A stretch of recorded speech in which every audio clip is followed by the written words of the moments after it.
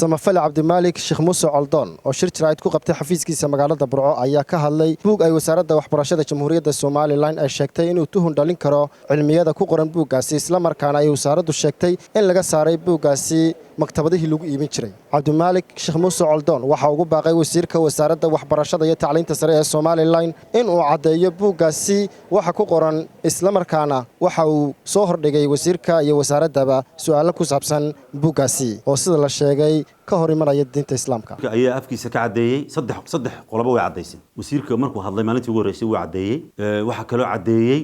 in jiritaanka buugaas agaasimihii xilka laga qaaday Cabdullaahi Yaasiin Diiriye waxa kale oo cadeeyay war saxaafadeedkii ka soo baxay way cadeeyeen oo wasaaraddu way cadeysay jiritaanka buugaas laakiin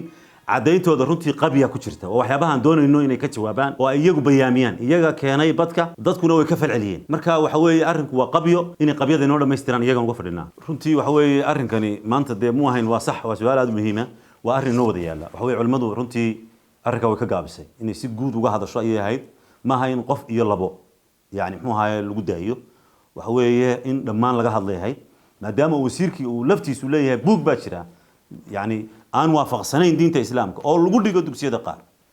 yani arrinkaas wuxuu ahaa arrin ay ahayd inaan muxuu ahaay runtii laga aamusin waxa weeye dadka diinta ugu baaqa ducaadka runtii waxa weeye iyagana fariin baan halkan uga diraynaa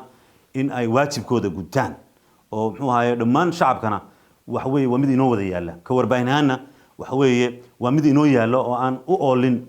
cid uga daba fadhiisan mayno haddii muxuu ahaay iyadoo aynu aragno inay su'aalo weli taagan yihiin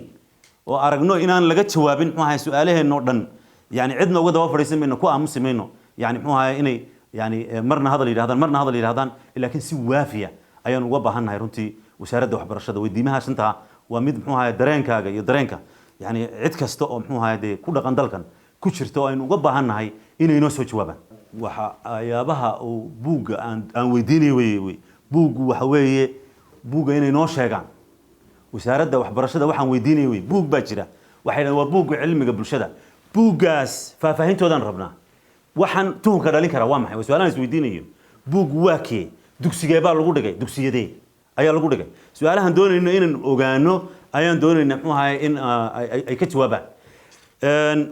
mustaqbalka annaka lafteedu waxa weeye baaritaan baa noo socda aan doonayno inaan xaqiiqada dhinacayga aanu kaga raadino laakiin maanta waxaan doonaynaa inaan iyaga bal aanu weydiino maadaama iyagu ay badka keeneen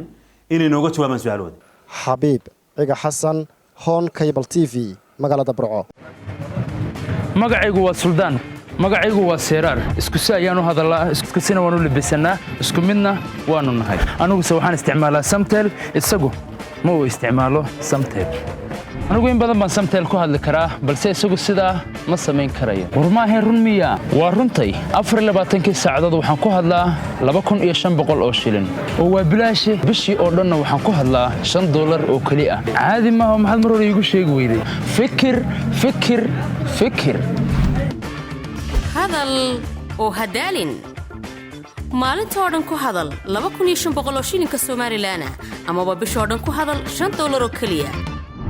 Samtel shirkadda dadweynaha